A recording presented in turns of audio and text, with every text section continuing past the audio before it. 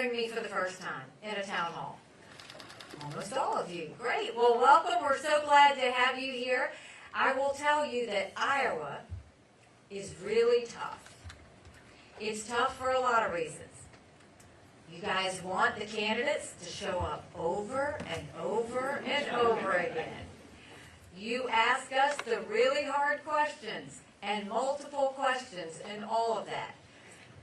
You know, it's all about us making sure we go to every spot and see everybody. So you're tough, but I get that, because South Carolina is the same way. When we had presidential candidates come through, we expected the same thing. But the one thing that is like super tough about Iowa, it is cold here. It is so cold. Y'all would laugh at my jacket, because we get cold in South Carolina when it's 50. When I got up this morning, like my face hurt. And they said we're not even getting started yet, that December and January are going to be tough. But we'll make it through. This is how much I love you. This is how much I'm going to fight for you. You know, Newton is like a metropolis to me, because I was born and raised in a small rural town in South Carolina. 2,500 people, 2 stoplights. You couldn't think about doing something wrong without somebody telling your mom. I grew up playing on a cotton field and at a dairy farm. And my mom started a business out of the living room of our home. And 30 plus years later, it was a successful company. I started doing the books for the family business when I was 13. It wasn't until I got to college that I realized that was child labor. I'm not an Ivy Leaguer. I went to a public university. I went to Clemson, go Tigers, and I graduated with a degree in accounting. I am an accountant. I'm not a lawyer. Accountants are problem solvers, and I think we could really use an accountant in the White House these days. And I went on and worked in the corporate world for a while. And then I came back home to the family business. And one day I was sitting down with my mom, telling her how hard it was to make $1 and how easy it was for government to take it.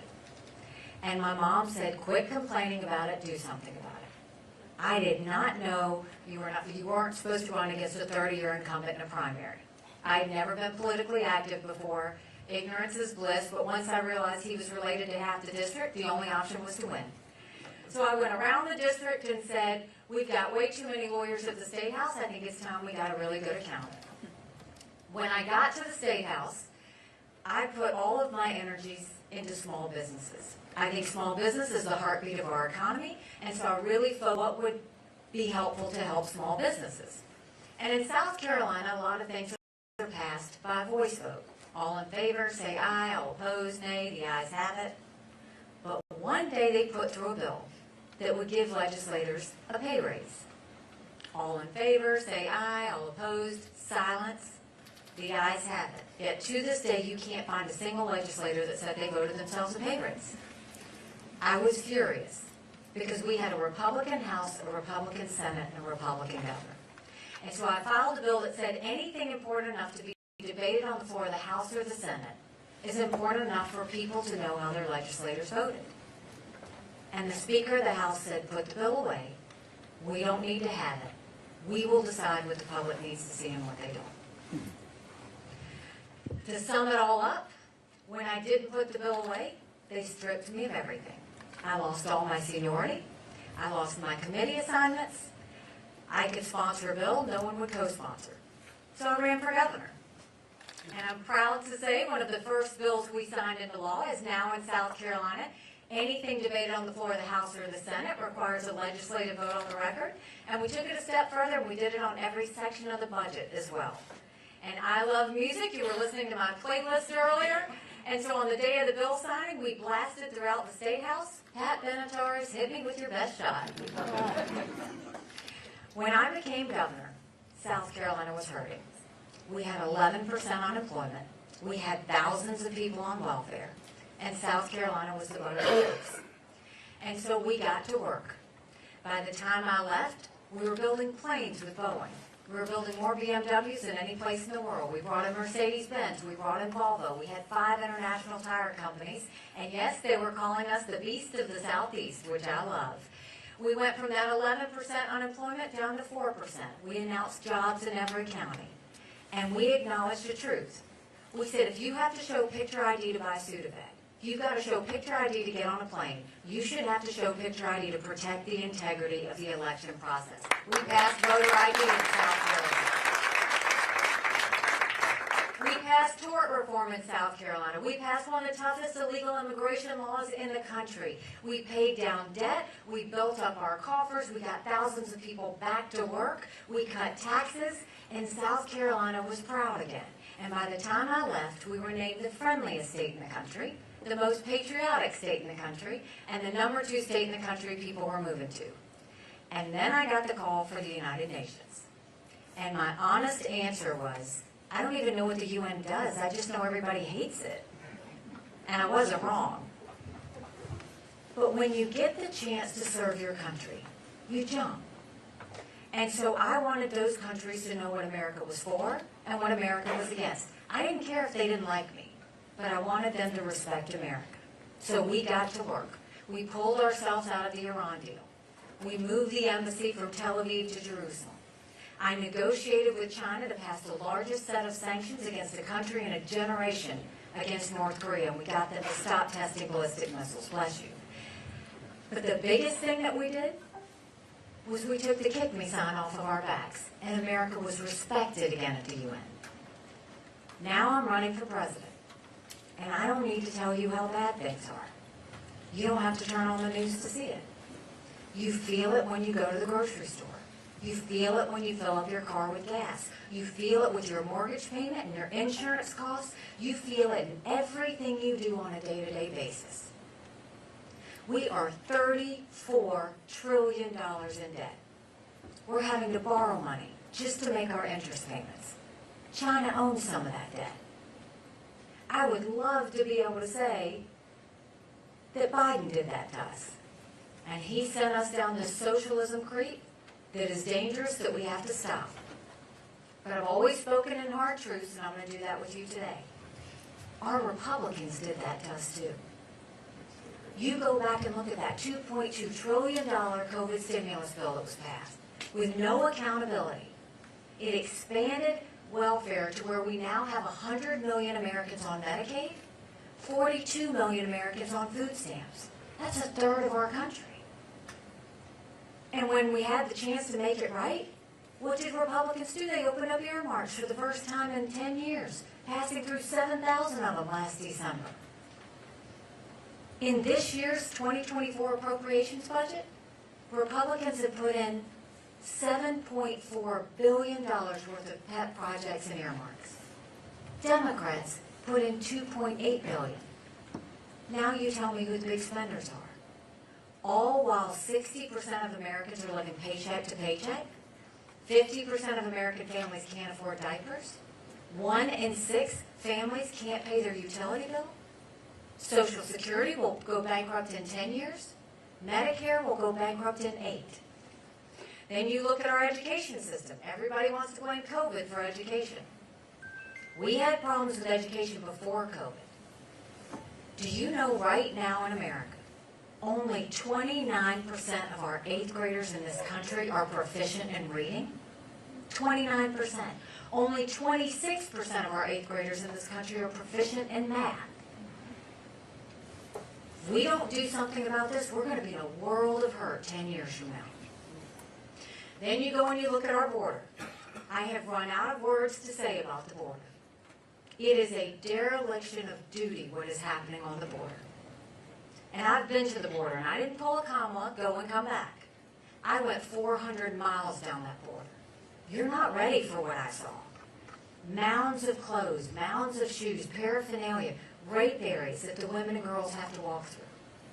When you get up in the morning, you get your coffee and you watch the news. When these ranchers get up in the morning, they get their coffee and they see if anybody died crossing the fence. They pick up whatever little kids were left behind and they turn them over to Border Patrol. I met with multiple sheriffs. They said before 7 a.m. they round up whatever illegal immigrants they can find. They turn them over to Border Patrol. Border Patrol documents them and releases them until their court date years from now. And when I asked Border Patrol about their jobs, they said, "You want to know what we do? We're glorified babysitters. They don't let us do our jobs." 7 million illegal immigrants that crossed that border. 240,000 last month. 13 known terrorists. All it takes is one. All it takes is one to get us back to a 9/11. We had enough fentanyl cross that border last year that would kill every single American. Number one cause of death for adults 18 to 45, fentanyl. And don't think for a second China doesn't know what they're doing when they send it over. And then my parents always taught me, you take care of those who take care of you. But I'm going to ask you if we're taking care of those who take care of us. Right now in America, 33,000 of our veterans are homeless. 1 in 3 suffers from PTSD or thoughts of suicide. We lose 22 heroes a day to suicide.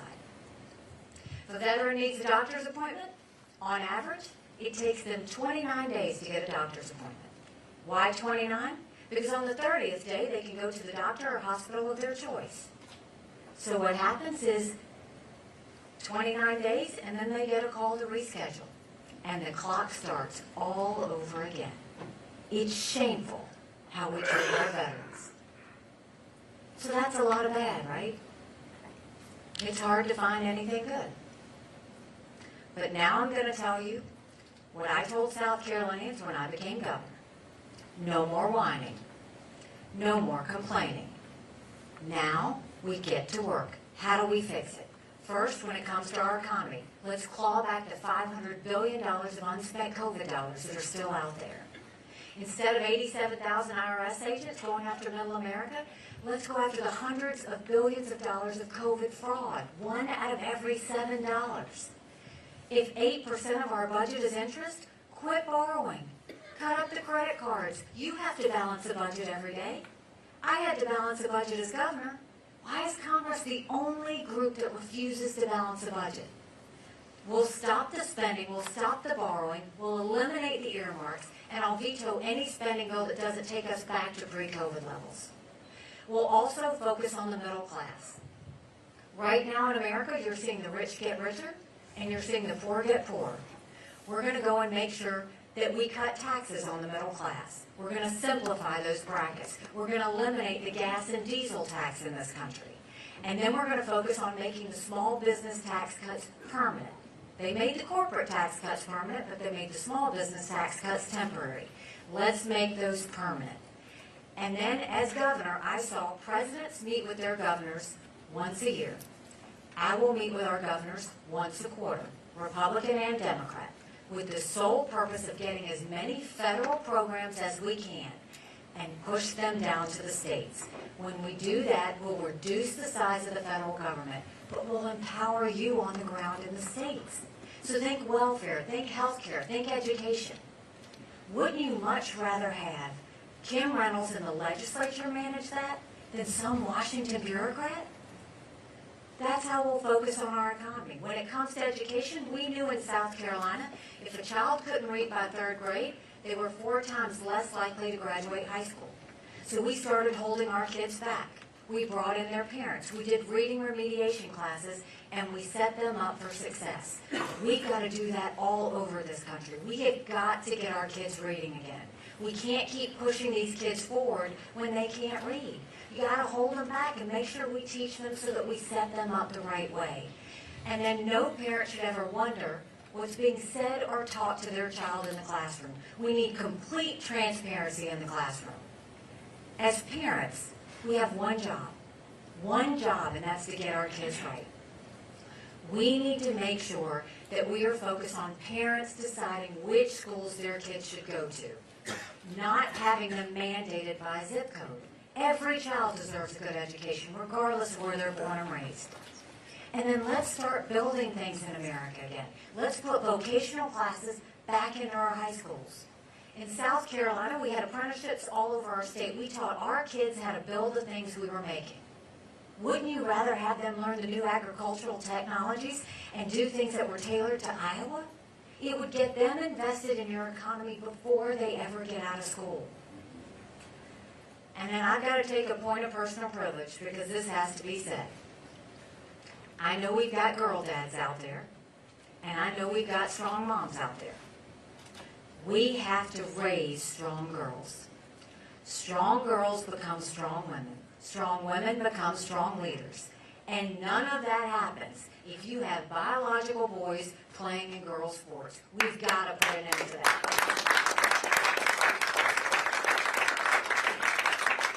My daughter ran track in high school. I don't even know how I would have that conversation with her. How are we supposed to get our girls comfortable with biological boys in their locker room? You can't. And then when it comes to the border, we'll do what I did in South Carolina, but we'll take it national. We'll do a national E-Verify program. We'll make sure every business has to ensure that the people they hire are in this country legally. We will defund sanctuary cities once and for all. We will put 25,000 Border Patrol and ICE agents on the ground and let them do their job. We will go back to the Remain in Mexico policy because we don't even want them processing here in America. They need to stay in Mexico. And instead of catch and release, we'll go to catch and deport. That is the way we will stop what's happening on the border and get our country back on track in terms of safety. If you look at the fact that 1,000 people came from Yemen, Lebanon, and Iran across our border, that doesn't count Afghanistan. It is a huge priority we secure that border. And then when it comes to our veterans, you know, everybody sees when our men and women are deployed and the tears that are shed. And then they see the blessings of when they come back home safely. And it truly is a blessing. I'm the wife of a combat veteran. He deployed in Afghanistan. The day he came home was a prayer well answered. But that was the easy part. When we got home was when it got hard. My husband Michael couldn't hear loud noises. He couldn't be in crowds. Life had passed him by for the year that he was gone, and the transition was tough. We can't just love our men and women when they're gone. We gotta love them when they come back home too. So the way we do that is we need to focus on that transition and make it better for them. We need to make sure we have telehealth so that they get the mental health care right when they need it. They should be able to go to the doctor or hospital of their choice. They've earned that right. And the way I think we'll deal with our veterans, and Marionette will appreciate this, is I think every member of Congress should have to get their health care from the VA. And you watch how fast that gets fixed.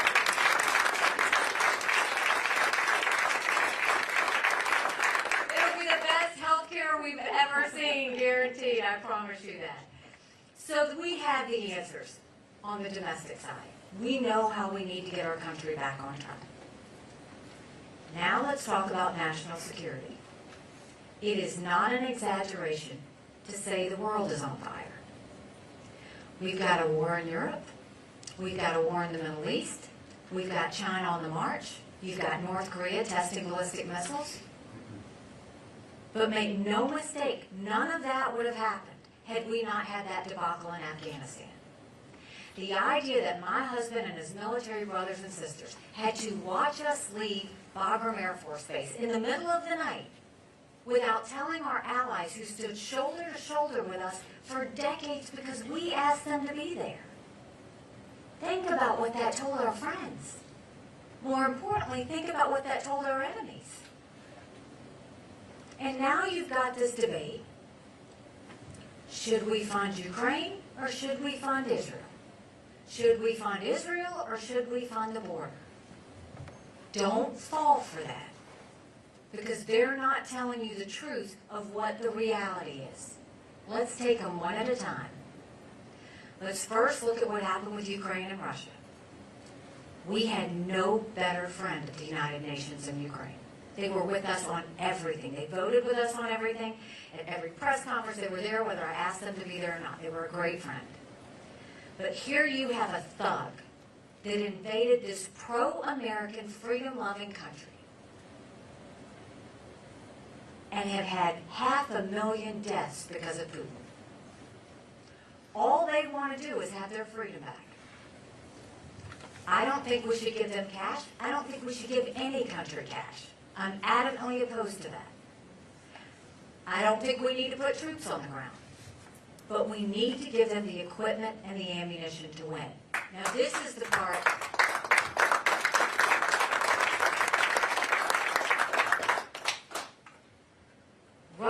now hitting rock bottom. Ukraine is a fantastic military force. They have wiped out 50% of Russia's defense systems. Russia has now raised the draft age to 65. They've hit rock bottom. They're getting drones from Iran. They're getting missiles from North Korea. But the most important thing you want to know with the Ukraine-Russian situation, and I saw this every day at the United Nations, dictators tell you what they're going to do. They're actually very transparent. Hamas told us they were going to invade Israel. China told us they were going to take Hong Kong. They did. Russia told us they were going to invade Ukraine. We watched it. China said Taiwan is next. We better believe them. Russia said after Ukraine, Poland and the Baltics are next. If that happens, those are NATO countries and we are at war. We are trying to prevent war. I don't want my husband or any military members to have to go fight in a war. So the reason that we have to see Ukraine win is so that we don't have a bigger war. That's the biggest thing.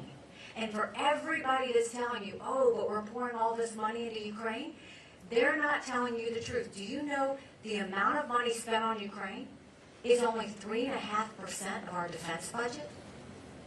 The Europeans have paid more than us, and they should. It's in their neighborhood. Now let's go to Israel. I'm haunted by what happened on October 7th. And the reason why I'm haunted is because 5 years ago, I gave a speech to the entire world at the United Nations.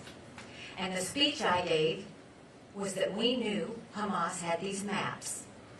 And the map said that if they could break the barrier, these are the communities and this is how they were going to kill as many Jews as fast as they could.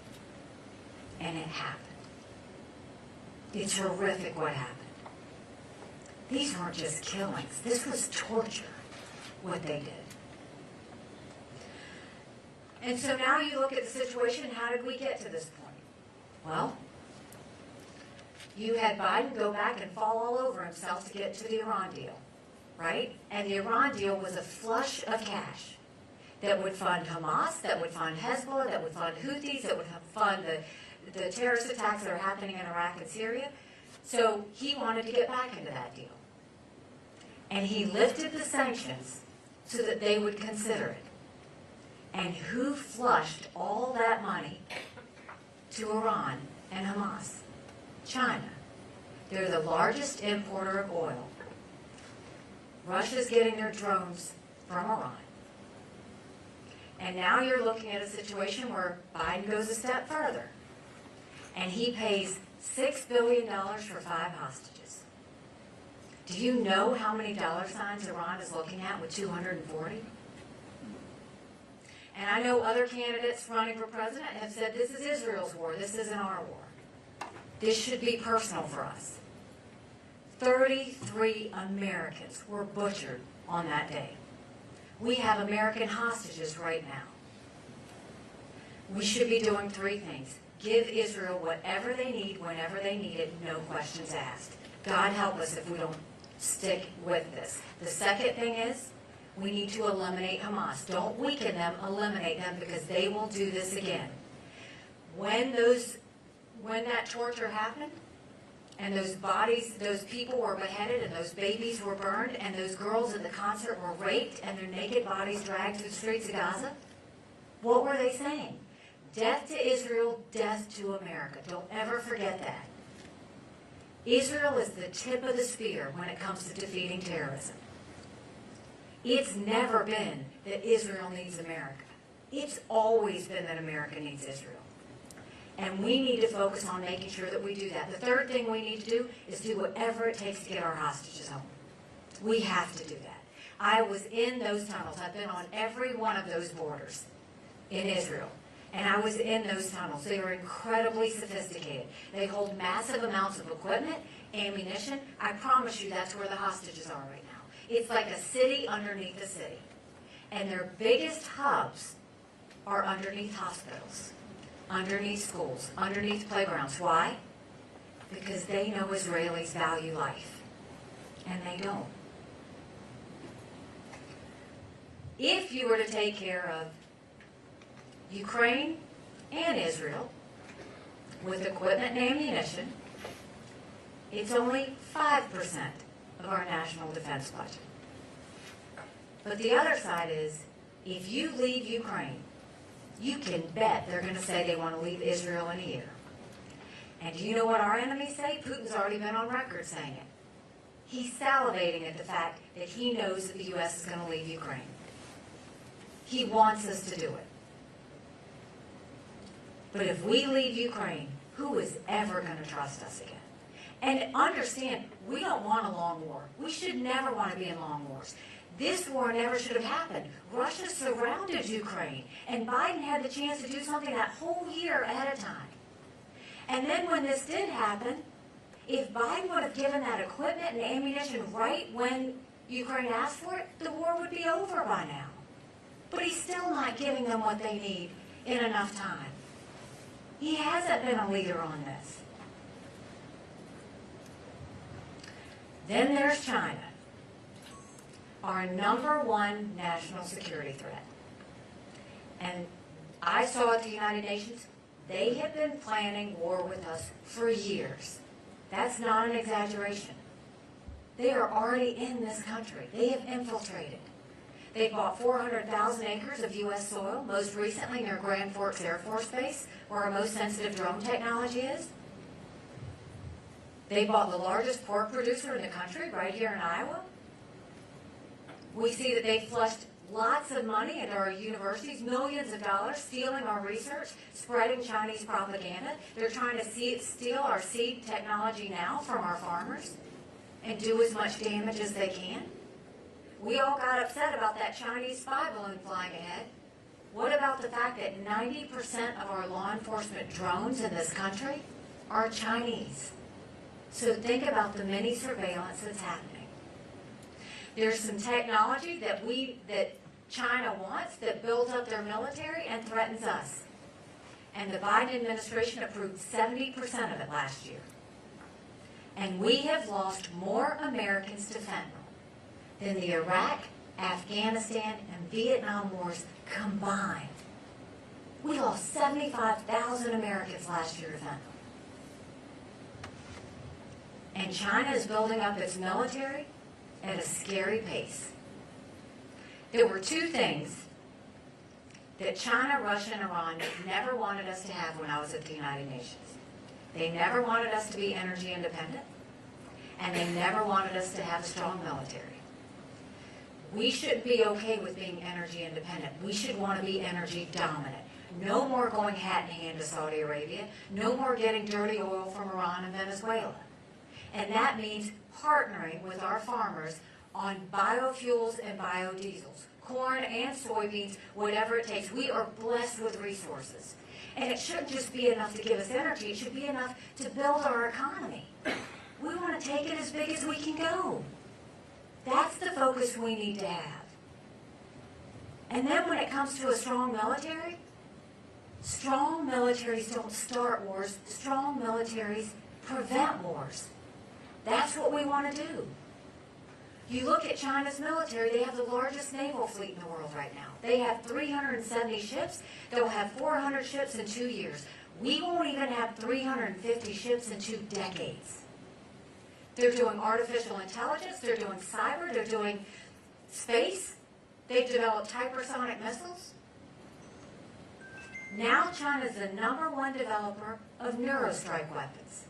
Weapons engineered to change the brain activity of military commanders and segments of the population. That's who we're dealing with. And Biden and Yellen want you to think this is a competitor? Every day I dealt with China. They never saw us as a competitor. They saw us as an enemy. We've got to start looking at them the way they look at us. So how do we deal with China? First thing is you stop selling them any of our land and you take back the land they've already purchased. We have to do that.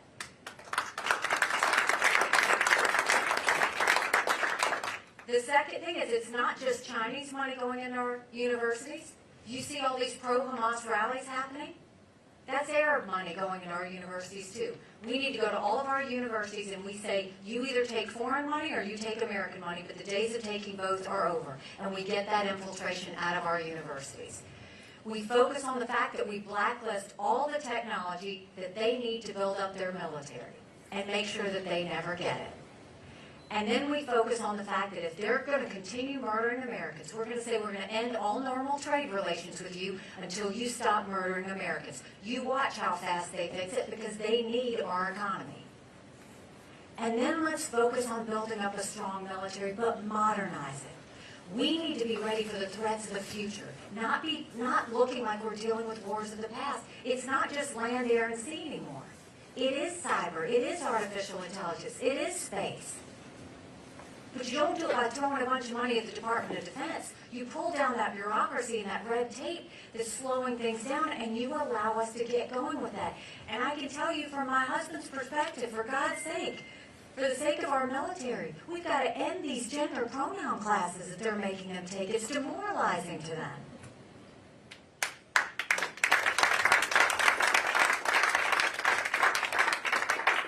So we've talked about Ukraine, we talked about Israel, we talked about China. Now I want you to step back a second and look at how we connect the dots. Russia and China named themselves unlimited partners. And after a year of naming that, they got together to celebrate. And President Xi told Putin, on record, look at all that we've done together, and look at what's happened because of it. You go and you look, there's a reason that the Taiwanese want us in the West to help the Ukrainians. Because they know if Ukraine wins, China won't invade Taiwan. There's a reason the Ukrainians want us in the West to help Israel. Because they know if Iran wins, Russia wins. This is all connected. China and Russia are unlimited partners, and their junior partner is Iran. When that happened on October 7th in Israel, Putin didn't call Netanyahu. He did 10 days later. First call he made was to Hamas. Hamas came to Russia and said, Russia is our very best friend. It's all connected. Russia, China, and Iran have one thing in common. They all hate America. We can't put our heads in the sand. So when they go and say, is it Ukraine, is it Israel, is it the border? Border's #1 national security threat, we've got to do it. But if you did the border, Ukraine, and Israel, that's less than 20% of the green subsidies that Biden pushed through, asking for electric cars and all those other things. It's about priorities. And our priority should always be national security. Our priority should always be peace. And for you farmers in here, I see a president is not just someone who serves and leads, but you have to be a salesperson.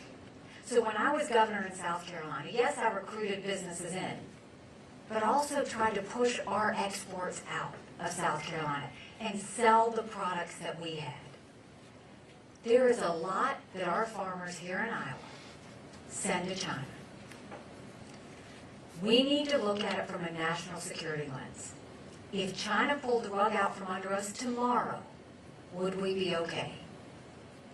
My goal is to get all of these agricultural products that you're sending to China and move those over to India. Move those over to our allies so that you can keep doing what you're doing, but you're not having to sit there and worry about what an enemy's going to do. We need to start strengthening our partnerships. Australia, India, South Korea, Japan, the Philippines, all of those. India just gave themselves $1 billion stimulus to become less dependent on China. Japan did the same thing. We'll go to them and we'll start making sure that our products go to someone else that we don't have to worry about. So we have the answers on what we need to do from a domestic standpoint and a foreign policy standpoint. But the first thing we have to tackle is we have to end this national self-loathing that's taken over our country. The idea that they say America's bad or rotten or racist. I was elected the first female minority governor in history. America's not racist, we're blessed. Our kids need to know to love America. They need to be saying the Pledge of Allegiance when they start school every day. You know, I dropped my husband Michael off 5 months ago at 4 a.m. for another year-long deployment.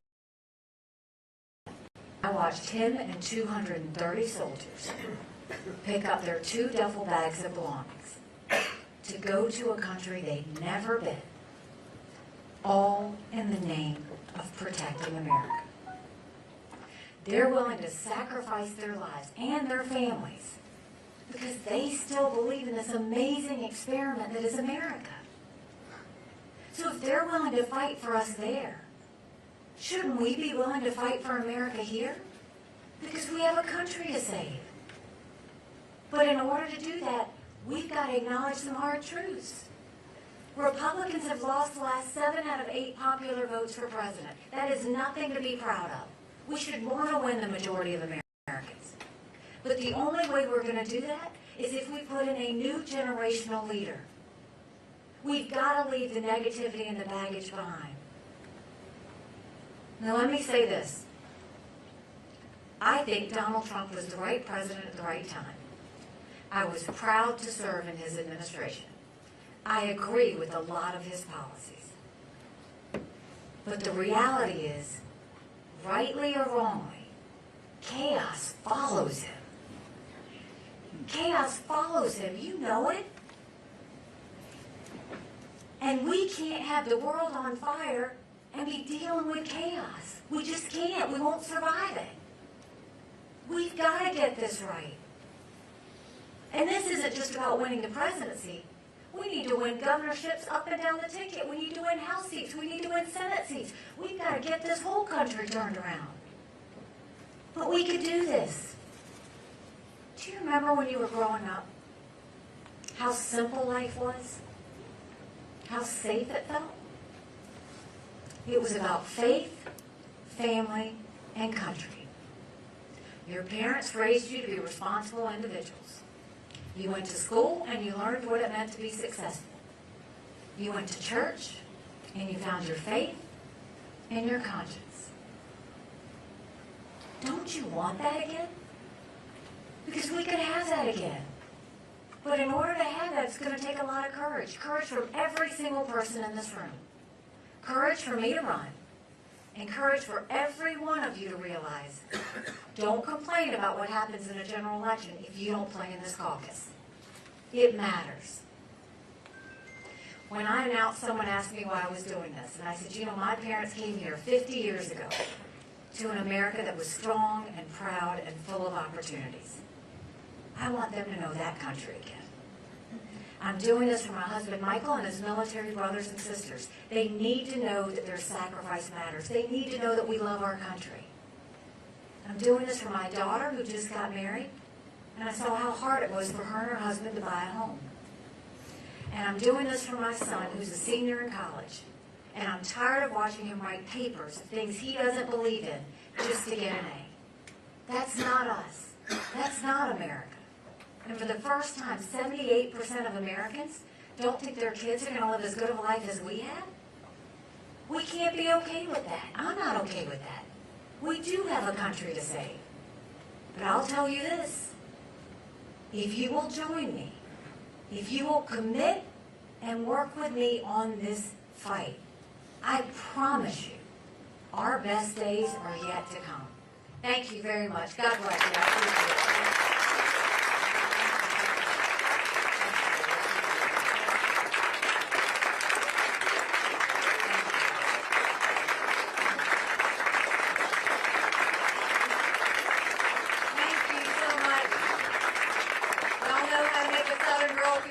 I appreciate it. Y'all been so good to listen to me. We're going to turn the mics around on you. If anybody has any questions, there's nothing I won't answer. You may not like my answer, but there's nothing I won't answer. They've got microphones. Just hold your hand up high and they'll come to you. I would like to know how you plan to take the land back that has been sold to other countries. It's a national security threat. If ever there is anything that harms America or threatens America, we have an obligation to go and get that threat back out of our country. And you could go and look at what they bought and the cables that are running underneath the land that they bought. Those are, it's all surveillance. And not only that, we don't just need to stop at pulling that land back. All of these police stations they've set up around our country, we need to make sure that those are shut down. Those don't belong here.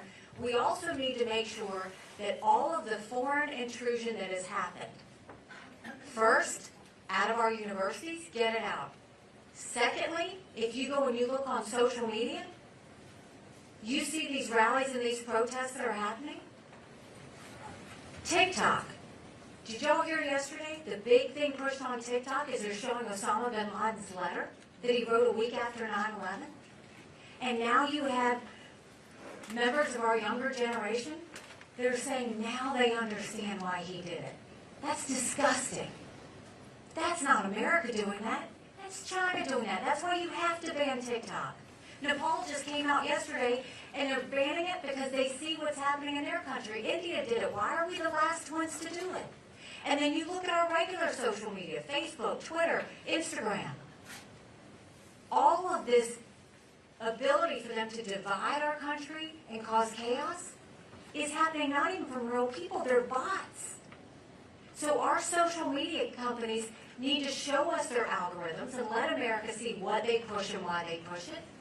But they also have to show us how to get this foreign intrusion out. We want freedom of speech for Americans. We do not want freedom of speech for Russia and Hamas.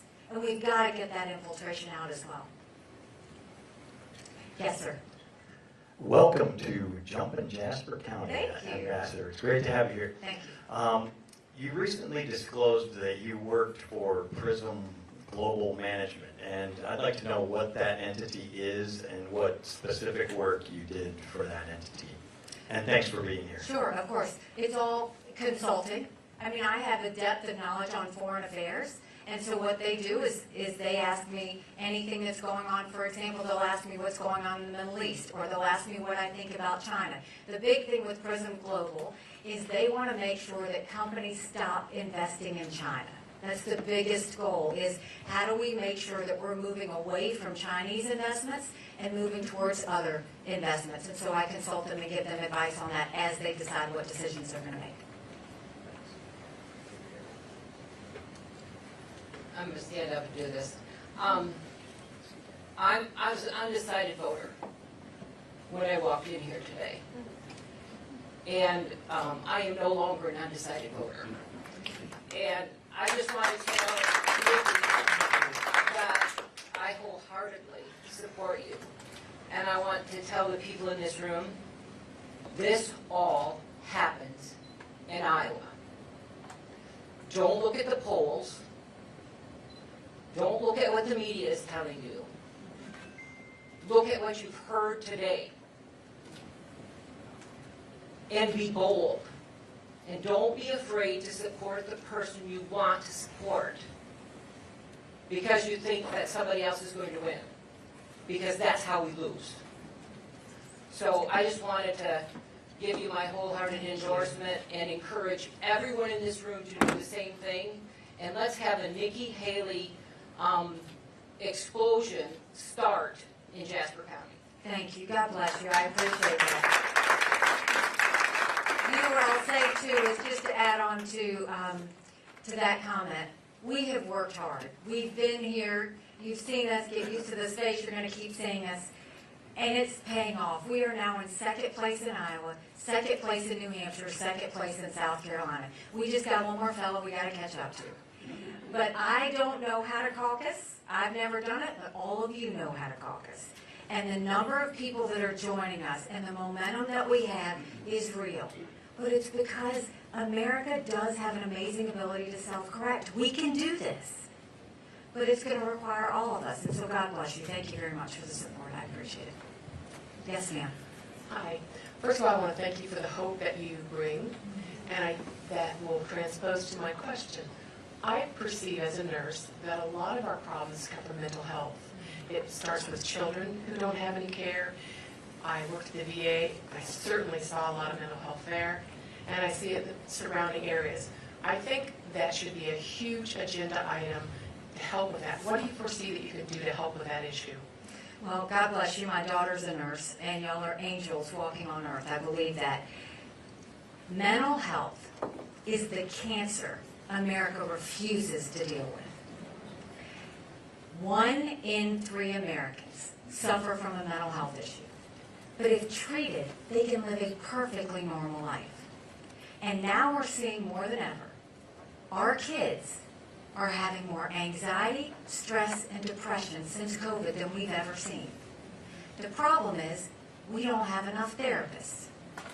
We don't have enough mental health centers.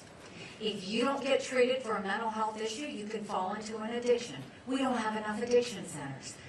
We are losing millions of Americans because we're not treating them. So we will make it a massive priority. And so when we talked about those programs coming down to the states, every state, I'm going to work with every governor in every state to make sure we get a mental health infrastructure up in place so that people can get the help they need. We've got to do it. You know, we talked about veterans, but there are so many. When you think of 1 in 3, we can't let people continue to suffer like this in silence. We've got to make sure we put the resources there. Thank you. Yes. Yes, sir. Hi, I just wondered, I've made up my mind already, but I want to hear it from you. I'm with you that all these problems we can make progress on as Americans if we get our heads and hearts together. And I just want to know from you, why are you the best person to help bring us together?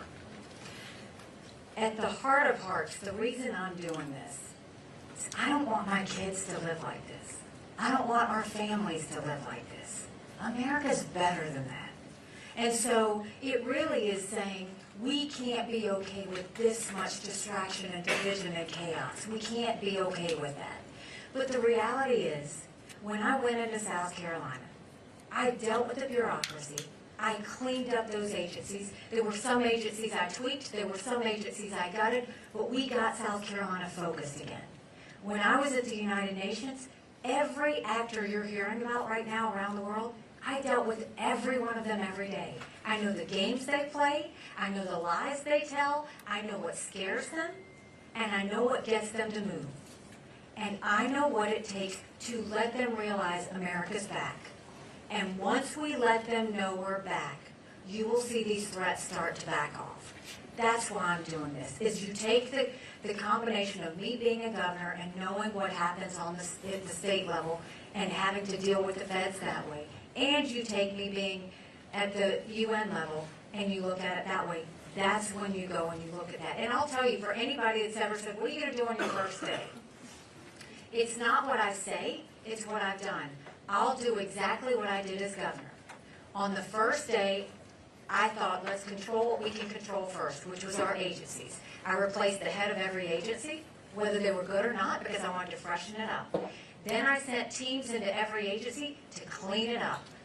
Get rid of old regs, get rid of bureaucracy, get rid of problem children, and get them mission focused. Then I required them to hit 90-day benchmarks, ways that they could show a return on investment to the taxpayer. What were they doing to work for the people, not the people working for them? And then we went and we saw their budgets, and we saw they were spending because they were worried they weren't going to get the same amount of money the next year. So we put all of their spending online for everybody to see. And then we started incentivizing them to give money back to the taxpayers. And they started to compete. And magic happened. That's what you have to do. And then once they saw that, once my legislature saw how we were working on the agency level, they were ready to get to work. And so we then got the legislature, which, keep in mind, demoted me, pulled down all my seniority because I was trying to get them to vote on the record. The way we did it is we got them to do a couple of easy things first and showed them what it was like to win again. And then we started giving them harder things. And then they wanted to win again. We've got to get that whole mentality back in, where government gets used to working again, they like to win again. When we do that, it's the taxpayers that win. It's America that wins. And so that's how we'll focus on it. And we have time for one more question. Oh, make it a great one. Oh, well, we'll see. Thank you for jumping in. You're very much a breath of fresh air. My question is about division, and I wrote it down so I wouldn't hose it up. On Veterans Day, Donald Trump referred to some who oppose him as vermin, a term that has a long history in genocide, sadly.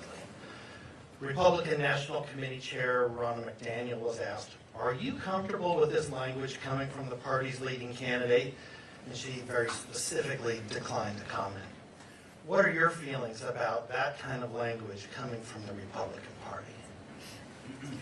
Look, I will tell you what I told President Trump. First of all, I had a good working relationship with him. We actually worked very well together. The reason I was able to get out of there without a tweet was because I told him the truth. When he would want to do something that I thought was good, I fought, I rallied, I wanted America to look strong. And when he was doing something that I thought was wrong, I'd show up in his office or I'd call him and I'd say, "You cannot do this, but instead you could do X, Y, or Z." I always gave him options. And he would say, "Well, how do you see that playing out?" And he knows I saved him on some things.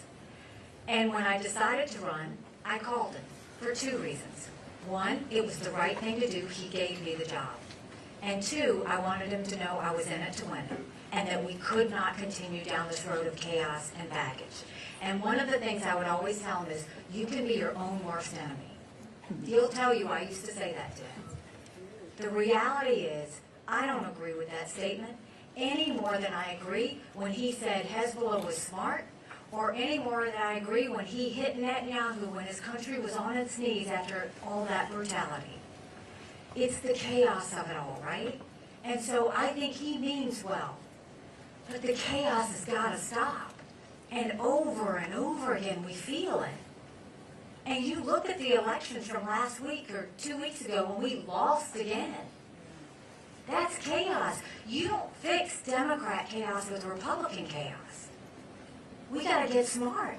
We got to start focusing. So it's not so much about Donald Trump and yes, his personality is not my personality, and yes, he says things he shouldn't say. We look so distracted right now. And when America's distracted, the world is less safe. And look at what happened when Israel was distracted. My problem and my concern is right now, everybody's acting like it's September 10th. And we better remember what September 12th felt like, because we're on the verge of it. All right, I want to thank you for taking the time to be here. Y'all have been very gracious with me. I will leave you with this. When I told you I ran against that longest-serving legislator in a primary, people laughed at me. And I got to work, and I earned their support, and we won. When I ran for governor, I ran against the lieutenant governor, an attorney general, a very popular congressman, and a state senator. I was Nikki Who. I had 3% in the polls. I had the least amount of money. But I worked South Carolina like no one else, and we won. When I got to the United Nations, they said I didn't have enough experience. And I got to work, and I took the kick me sign off of our backs. I have been underestimated in everything I've ever done. And it's a blessing, because it makes me scrappy. No one's going to outwork me in this race. No one's going to outsmart me in this race, because we have a country to save. So if you like what I had to say today, go tell 10 people, fill out this card, to volunteer, to commit, to caucus, whatever you need to do. We're getting into that 60-day window, and it's time to do that. Spread the word. Tell them to go to NikkiHaley.com. If you don't like what I've had to say today, just don't say anything and don't tell anyone you were here. God bless you. Thank you very much.